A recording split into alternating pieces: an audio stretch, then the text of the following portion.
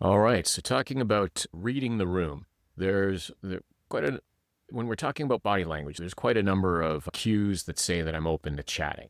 Of course, if the other person's facing towards you, their shoulders are relaxed, they're smiling occasionally, that certainly indicates an interest and opening, as it does in many cultures.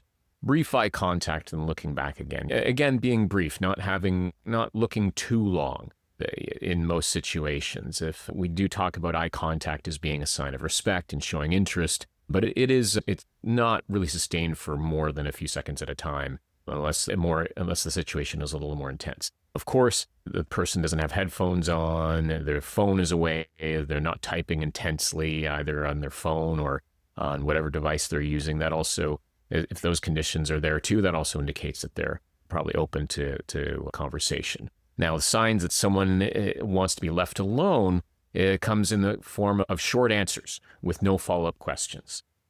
If they say, yeah, fine, they don't ask any follow-up questions, that's an indication that the person is maybe too busy to talk and that it might be a time to back away. So if that's something that's normal, perhaps in your culture where people give short answers, you might unintentionally give this sense that you are not open to conversation as well. In the body, also other indications that a person wants to be left alone, their body's turned away from you, they're looking at their phone or on their computer, probably a little too busy for you. You might be able to interrupt them, but if they still seem to be focusing on those other devices, then that's probably indicates that they're a bit too busy to talk. And if it happens to be in transit, if they're on a bus or on the subway, the headphones are in, they've got a book open, their eyes are closed. Those are all, of course, indicators that they probably don't want to have a conversation. Now, we also need to talk about Canadian personal space, and you can consider it something like an invisible bubble.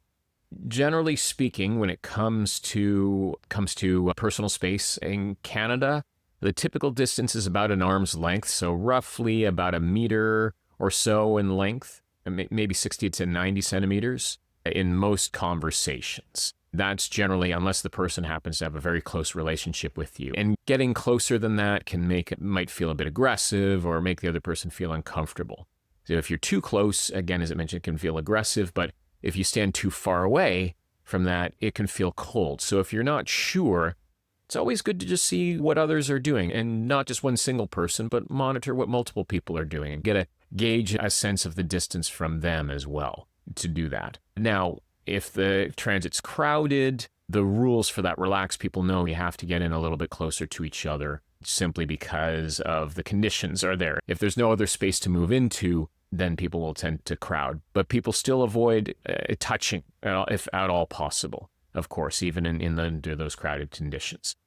Getting more specifically about eye contact. Yes, you may have heard of multiple times how important eye contact is a way of showing respect or interest in the other person, but it's not necessarily as intense as you might think. Brief, friendly eye contact shows interest. You can go in and out of eye contact when you're speaking with someone, but if you're staring a long time, that can feel uncomfortable and make the person feel like that you have some kind of overly intense fascination with them, and that can seem dangerous or aggressive in some places. And in workplaces, steady but soft eye contact during greetings and when you're making key points is expected. So again, to get an exact sense of how much eye contact are people comfortable with, again, this is where observing others comes into play. And again, observing multiple people rather than just one person, so you can get an overall idea of what most people are comfortable with. And I'd say that does it in terms of talking about body language.